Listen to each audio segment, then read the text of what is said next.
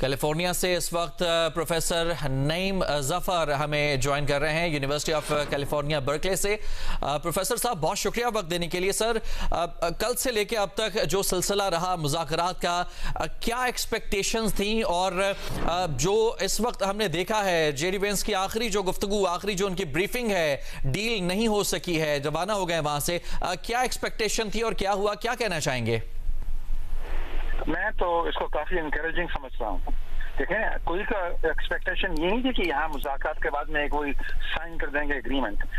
मेरी एक्सपेक्टेशन ये थी कि बैठ के शराफत से बात करो और एक ये नहीं कि आधे घंटे के करके और एक दूसरे को तू मैं करके के चले जाओ। वो नहीं हुआ। 21 घंटे तक उन्होंने डिस्कशन की है। That's very positive. अब दोनों साइडों में पता चल गया कि क्या देने को तैयार है, क्या लेने को नहीं तैयार है। अब दोनों घर जाएंगे, दोनों डिस्कशन करेंगे और उसके बाद दोबारा रीड स्टार्ट हो जाएगा, शायद रिमोटली या in person. So this was a very important first step, वो सक्सेसफुली कंक्लूड हुआ है। So I think it's a positive development, just like I expected. ठीक। अच्छा प्रोफेसर साहब, जो गुफ्तगू हमने आखिर में सुनी है नायब सदर जेडी वेंस की, उन्होंने कहा है कि हम यहाँ से जा रहे हैं एक सादा तजवीज़ के साथ जो कि उनके सामने रखी गई है, एक हम आहंगी के साथ जा रहे हैं।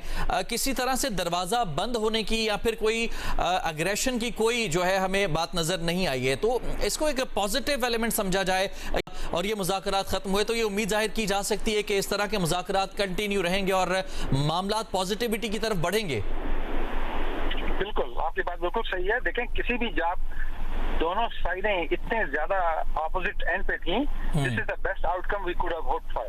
कि बैठ के बात हुई है, बिहाइंड क्लोज डोर हुई है, दोनों साइड अपने आप को समझ गए हैं, किसी से कोई इनके लड़ाई झगड़ा नहीं हुआ और अब इसको इवॉल्व होगा। So this is a positive, this is as positive I expected it to be. और दोनों ने आपने जैसे कहा है कि उनको नेगेटिव बात की नहीं है, घर गए हैं, जाके डिस्कशन करेंगे अपने कांग्रेस के साथ, अपने पार्लियामेंट के साथ, और फिर दोबारा फिर उसका फेज 2 होगा इंशाल्लाह। ठीक। अच्छा प्रोफेसर साहब, ये बताइएगा कि अमेरिकी सदर ट्रंप से जब इस मुज़ाकरात के हवाले से सवाल हुआ था तो उन्होंने कहा था कि 99% जो मामला है वो इस पर डिपेंड करता है no nuclear weapon for Iran. ये 99% उन्होंने कहा था कि जो भी मुज़ाकरात होंगे वो ज़्यादातर इसी के ऊपर बेस करेंगे। आज जो मुज़ाकरात हुए हैं अपार्ट फ्राम न्यूक्लियर वेपन, आपके ख्याल में कौन कौन से ऐसे मामलात हैं जिनके हवाले से जेडी वेंस ने कहा है कि हमने अपनी तमाम जो रेड लाइन्स हैं उनको ईरान के सामने रख दिया है? अब जाहिर है कि असली तो जेडी वेंस ही जानता है, लेकिन अगर मैं जेडी वेंस होता तो मेरी 3 होती चीजें।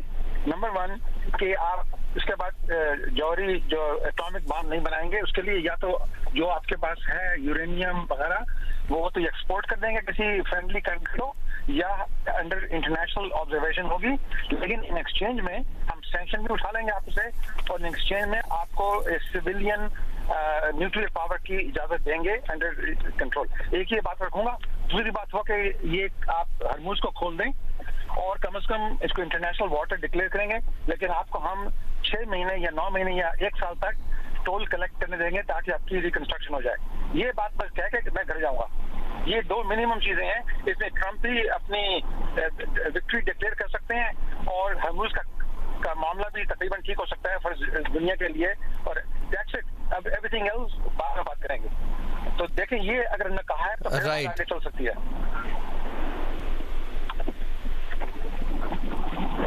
ठीक है प्रोफेसर साहब, इसके अलावा जो रेड लाइंस हैं इनके हवाले से गुफ्तगू की गई, जिन चीज़ों को एडजस्ट किया जा सकता है और जिनको नहीं किया जा सकता, अमेरिका ने वो तो बता दिया। ईरान की जानिब से जो अपने मामलात रखे गए हैं उनमें सबसे इम्पॉर्टेंट यही है कि जंगी हर्जाना उन्हें अदा किया जाए। जौहरी मामले के ऊपर उन्होंने गुफ्तगू की है, फिर पाबंदियों का जो खात्मा है उसके हवाले से उन्होंने डिस्कशन किए हैं। आपको लगता है कि ये ख़ास तौर पर जंगी हर्जाना और पाबंदियों का जो खात्मा है ये पॉसिबल डिमांड्स हैं? है जो मैंने आपको भी बताया, उसी में मैंने दोनों को एड्रेस किया है। मैंने इसका आपको यूरेनियम और जौहरी का भी एक सोल्यूशन दिया है और मैं उसकी जो पैसे चाहिए थे हरमुज से उसको कलेक्शन करनी थी उसका भी सोल्यूशन है। तो मेरा तो ये ख्याल है कि दोनों का सोल्यूशन प्रपोज हो सकता है। मैं बैठा हुआ यहाँ आपका प्रपोज कर सकता हूँ तो वो भी करते होंगे, वो ज्यादा डिप्लोमेट बात कर रहे हैं एक दूसरे के साथ। So this is solvable. अगर दोनों साइडों को इंटेंशन हो तो सॉल्वेबल है। बाकी जो चीजें करते थे ये है वो है काम है, वो सब ऐसा आहिस्ता वो को इग्नोर कर देंगे, क्योंकि वो तो अपनी डोमेस्टिक ऑडियंस को सेटिस्फाई करने के लिए बड़ी बड़ी लोग बड़ी बातें करती हैं। At the end of the day 2-3 point में इनका रास्ता हो जाएगा। That's the end of the conflict. अच्छा प्रोफेसर साहब, एक बहुत शुक्रिया आपका, आपने अपने ख्यालात का इजहार किया तमाम तर इस मामले के ऊपर। प्रोफेसर नईम ज़फ़र हमारे साथ मौजूद थे और उनका ये कहना था कि इस पहले सेशन को, मुज़ाकरात के इस पहले सेशन को बहुत पॉजिटिवली देखना चाहिए, क्योंकि ऑब्वियसली दोनों एंड्स पर बहुत बड़े इख्तलाफात थे और इन इख्तलाफात को एक टेबल पर लाना और एक दूसरे के सामने रखना ये एक बहुत बड़ी कामयाबी है। और फिर मुज़ाकरात का जो इख्तिताम हुआ है वो इस एंड पर यकीनन हुआ है कि डील नहीं हो पाई है, लेकिन दोनों जानिब से जो मुज़ाकरात का सिलसिला है इसे रोकने के हवाले से कोई गुफ्तगू नहीं की गई है। तो ये तवक्को ज़ाहिर की जा रही है कि मुज़ाकरात को आगे दोबारा से कंटिन्यू किया जा सकता है।